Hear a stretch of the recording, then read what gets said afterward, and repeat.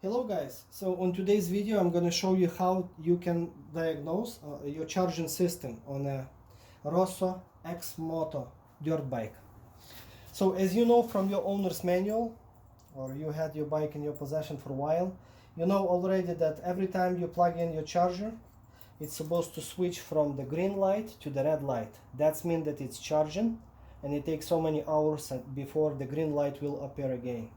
But what to do if you plug it in and your green light stays green, never switches to red? Well, that means that you have a problem with the charging components. One of them could be the charger itself, or it can be as simple as a blown fuse or loose wire somewhere. So let's start with basic. Check your fuse condition. So behind the charging port you have a fuse that you need to unplug it and check if you see that middle piece is connecting this and this pin together. So if nothing is broken or melted, then your fuse is okay. If you have a spare one that came with your bike, just in case you want to replace it, you're good to go and replace your fuse just in case if you're not sure if it's melted or not. Now, before you're going to insert in the fuse into the fuse holder, look inside if those two connections are not melted, because if you will see that they are melted, this fuse holder needs to be replaced, and that was your main problem. Now, if everything is good here, put everything back. Now it's time to check your connections on your charging port.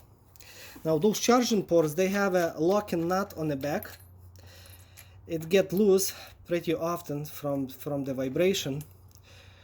So, and once it gets loose, the charger socket will be falling out like this, and those two wires would be rubbing against this bracket. So maybe this was your problem. So you have to check, wobble those two wires if they are sitting tight and connected to this charging port. If all good there, then install back that locking nut. Make sure that locking nut is going to be really tight. If you have a hot glue gun at home, you're welcome to use it to prevent that locking nut from getting loose. Now, after you check those two connections and you plugged in your charger and it's still not switching to the red light, now it's the time to look for what's behind this cover. Maybe you have a loose wire coming out from this charger socket going to the main controller. So you will need to remove 3 screws, which is 1, 2, and 3. Well, you just need to remove 3 of them, because to remove complete cover you will have to get remove this screw right here, and it's not that easy to access this screw, so you will have to remove the fuel tank, seat, everything, lots of work. So, but for the easy and fast diagnostics, I'm going to use this type of a bungee strap cord, and it's going to hold it for me in this up position, that I don't have to call anyone to hold it for me. So, but if you live in a colder climate, well, just be gentle with this plastic, because if it's pretty cold like in Canada or northern state, this plastic might crack. So you better remove all of the plastic body to get more access. Now, once you have this cover opened, now you can see that if all of the wires are plugged in, especially you are looking for those 2 wires that you've been wiggling coming from the charging port, which is the red and the black one. Now look if those 2 wires are plugged in to the main controller, which is right here. Check inside if nothing is bent or melt those 2 pins, and everything is good. Same, wiggle those 2 wires here if they are tight.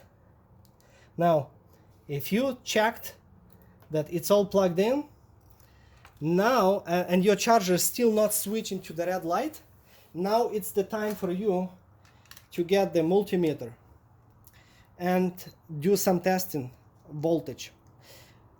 You don't have to have this fancy multimeter that I have. You can go with a cheaper one from Walmart or Home Depot for $14. And once you get the multimeter, put on a DC settings, and let's start with checking your charger. So your charger is going to be marked with the number 1 number 2, and number 3, 3 holes. So the number 2 is on the middle, is not connected to anything, so it's empty. So you want to look for the how many volts coming out from the hole number 1 and number 3. So let's see. And it's coming out as a 41 volt, 41.5 volts, which is good. That's how it's supposed to be. So your charger is working perfectly. Now, once you plug it in, as I said before, it's supposed to switch to the red light, which is, in my case, I have a working condition bike, so this is just a tutorial video. But what if in your case is the charger is still not switching to the red light and you checked all of the connections? Well, maybe you have a hidden problem with this charging port. Maybe it looks like that the wires are tight and no problem, but internally it's not passing power going to the main computer. So the easiest way how to know if your charging port is passing power, plug in your charger. You already know that your charger is working condition, and test behind this plug right here if you have a voltage coming out, and there you go, you have 43 volts. Why you have 43 volts, not 41 like from the charger? Well, because right now my batteries are fully charged and the main controller, main computer of the machine, has lots of electronics inside, so it generates a little bit more power. So that's why you see not 41.5, but you actually see 43 volts. If you will unplug this, the main batteries, and just test the voltage, you're gonna have same 41.5 volt, because the batteries are not connected. So basically you know already that you have 41.5 volt coming here, you plug it in, you have 41.5 volt coming to the main computer. Now you have to have the same 41.5 volts, or maybe a little bit over than 41.5, because it has lots of electronics inside, but now the same voltage is supposed to come out from the main controller back to the batteries. So let's test if the voltage coming out from here. If you will not see voltage coming out from here, that means that your controller is not passing power to the batteries and you need to replace the controller. Or look for alternative way how to charge your batteries without replacing the controller. But let's test how many volts coming out from the controller. And there you go, we have 43 volts, which is good. It has a 1.5 volts more than from the charger, because the controller is generating some more voltage, some more power. So we have 41.5 volts here, we have 41.5 volts here, and we have 41.5 or even a little bit more volts coming from the main controller to the batteries.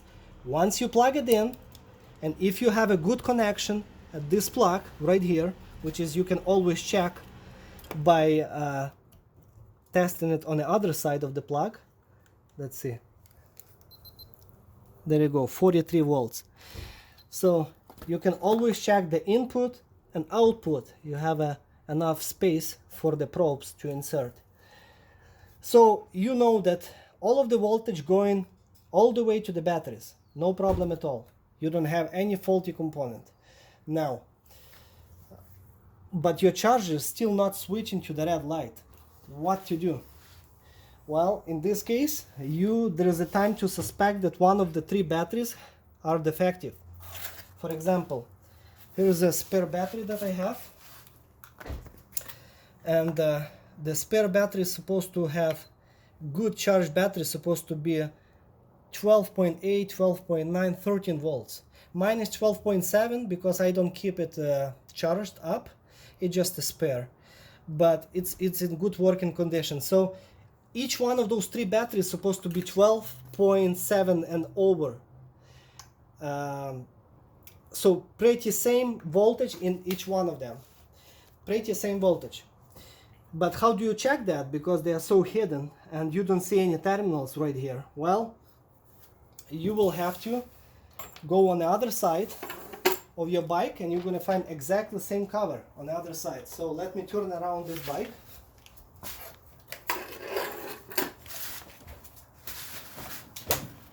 And you have exactly the same cover. Okay? So remove the same 3 bolts as on the other side.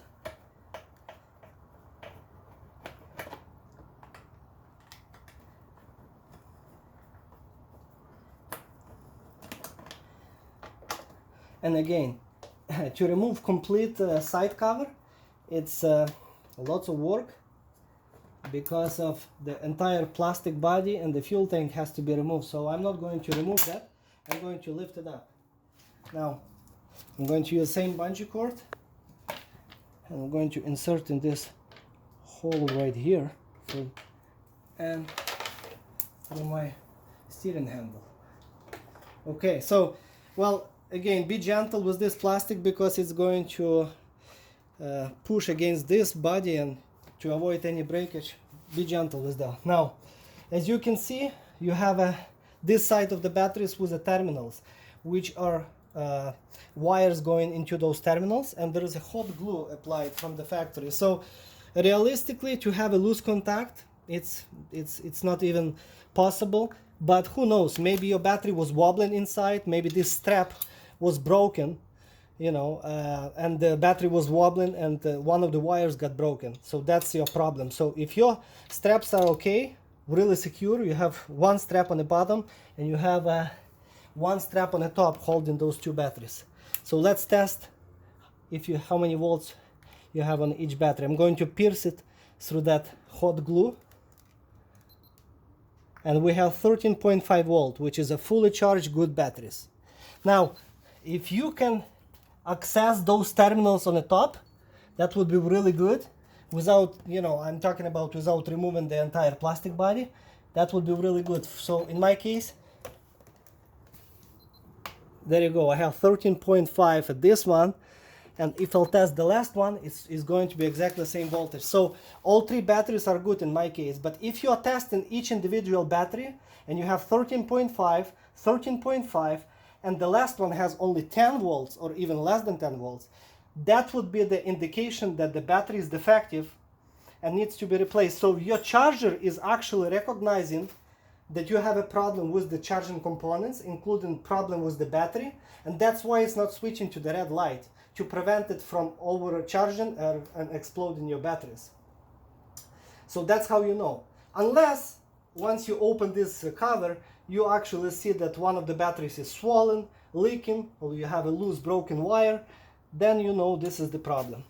Other than that, if you tested the voltage in all of them and one of them has a really low voltage, then you need to replace it. And yes, you will have to remove the plastic body to get access to those batteries and slide them out, remove them from the tray. Well, this is it. This is the all how you can test your charging system in full. And once everything will be in working condition again, your charger will switch to the red light like it should be. Thank you. Stay safe.